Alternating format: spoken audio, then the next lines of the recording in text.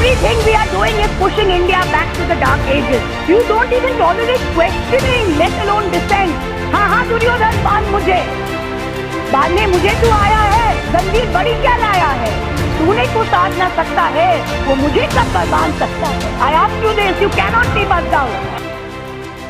यूं तो पश्चिम बंगाल से चुनकर आए सांसदों की एक अलग ही पहचान है, चाहे वो कांग्रेस के अधीर रंजन चौधरी हो या टीएमसी के कल्याण बनर्जी हो। सदन में भाषण देने की कला में पश्चिम बंगाल के सांसद हमेशा ही आगे रहते हैं। ऐसे ही एक सांसद है महुआ मोइत्रा, जो टीएमसी के टिकट पर चुनकर पहली बार लोकसभा पहुंची है। महुआ मोइत्रा ने अपने भाषण देने की कला से पूरे सदन को काफी प्रभावित किया है। संसद में अपने पहले ही भाषण से देश भर में चर्चा के केंद्र बन गई थी महुआ मोइत्रा। महुआ मोइत्रा का जन्म कोलकाता के एक बंगाली परिवार में 5 मई 1975 को हुआ। 15 साल की उम्र में वो पढ़ाई के लिए ब्रिटेन गई। उन्होंने उच्च शिक्षा की पढ़ाई माउंट होलियोक कॉलेज से की और जेपी मॉर्गन से इन्वेस्टमेंट बैंकर के रूप में अपने पेशेवर जीवन की शुरुआत की। महुआ मोइत्रा ने न्यूयॉर्क और लंदन में कुछ सालों तक नौकरी की और वाइस प्रेसिडेंट के पद तक पहुंची।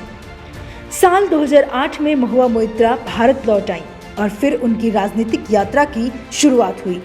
महुआ ने अपने राजनीतिक जीवन की शुरुआत 2009 में भारतीय राष्ट्रीय कांग्रेस से की। राहुल गांधी की आम आदमी के सिपाही परियोजना की वह एक मुख्य सदस्य रही, पर वह कांग्रेस के साथ ज्यादा दिनों तक नहीं रही और फिर तृणमूल कांग्रेस में आ गई। अपने मजबूत इरादे, तेज तर्रार, ओजस्वी भाषण और जिंदा दिली के कारण वह अपनी नई पार्टी में शीघ्र ही बहुत लोकप्रिय हो गई। महुआ मोइत्रा ने पहला चुनाव पश्चिम बंगाल की विधानसभा के लिए 2016 में लड़ा। वह नादिया के करीमपुर चुनाव क्षेत्र से चुनाव जीती और अपने निकटतम प्रतिद्वंदी माकपा के समरेंद्र घोष को 16,000 मतों से हराया। इसके बाद से महुआ मोइत्रा पश्चिम बंगाल की विधानसभा की एक बहुत ही सक्षम और मजबूत विधायक के रूप में विख्यात रही हैं। साल 2019 में महुआ मोइत्रा ने संसदीय चुनाव लड़ने के लिए अपने विधानसभा का सीट छोड़ दिया। उन्होंने करीमनगर लोकसभा क्षेत्र से संसद का चुनाव लड़ा और बीजेपी के कल्याण चौबे को 63,000 से अधिक मतों से पराजित कर संसद पहुंची हैं। एनआरसी मामले पर संसद में सरकार पर हमला कर महुआ अपने पहले भाषण में ही अपने विरोधियों की प्रशंसा का भी हकदार बन गई हैं। It is unfortunate that the treasury branches see it fit to disturb me, and I will take an extra 3 minutes, sir, I'm telling you. Thank you so much. तो हमने सोच लिया और हम विरोध वापस नहीं लेंगे। This country still has people that appreciate nuance.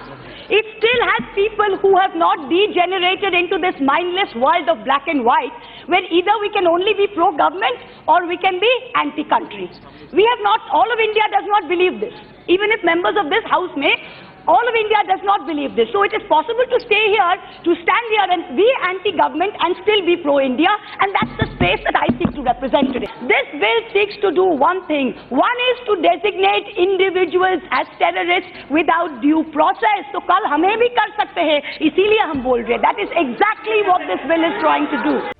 संसद के नवनिर्वाचित सांसदों में वह सबसे प्रभावशाली सांसद मानी जाती हैं। लोकसभा में महुआ मोइत्रा केंद्र सरकार पर लगातार हमलावर रही हैं। वहीं लोकसभा की कार्रवाई में हिस्सा लेने में भी महुआ मोइत्रा बाकी सांसदों से आगे ही दिखती हैं। लोकसभा में महुआ मोइत्रा लगभग 79 दिन उपस्थित रही हैं। लोकसभा में महुआ मोइत्रा की अटेंडेंस लगभग 87.78% रही है। वहीं सदन में सवाल पूछने के मामलों में भी महुआ मोइत्रा काफी एक्टिव दिखती हैं। इस बार के मॉनसून सत्र में भी महुआ मोइत्रा ने तमाम सवाल पूछे। कोरोना वायरस को लेकर महुआ मोइत्रा ने सरकार से सवाल पूछा। वहीं कमर्शियल रियल एस्टेट लोन को लेकर भी महुआ मोइत्रा ने सरकार से सवाल दागे। बजट सत्र के दौरान भी टीएमसी की ये सांसद काफी एक्टिव दिखी। बजट सत्र में महुआ मोइत्रा ने पेंडिंग कोर्ट केसों पर सवाल पूछा।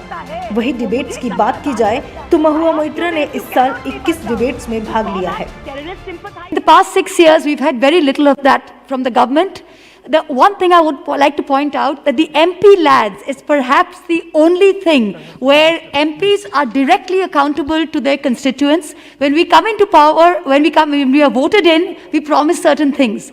Each time we go back to our area and we don't deliver, people ask us. The 2.5 crores that we get for the first 6 months, it is only after we produce utilization certificates for the work done that the other 2.5 crores is released. So there is no bigger or greater example of accountability and transparency than this. And by taking this away, I think the government is doing the country a great disservice. It not only owes us answers, but all the constituents in this of ours are owed answers by the government. वहीं सदन के बाहर भी महुआ मोइत्रा खासी active रहती हैं। Mahua Moitra NRC के draft से बाहर कर दिए गए लोगों के परिवार वालों से मिलने असम गए तृणमूल कांग्रेस के शिष्टमंडल में भी शामिल थी और उस समय असम के सिलचर हवाई अड्डे पर सुरक्षा बलों के साथ कथित रूप से हाथापाई करने की वजह से वह सुर्खियों में भी रही थी। Bureau report, parliamentary business.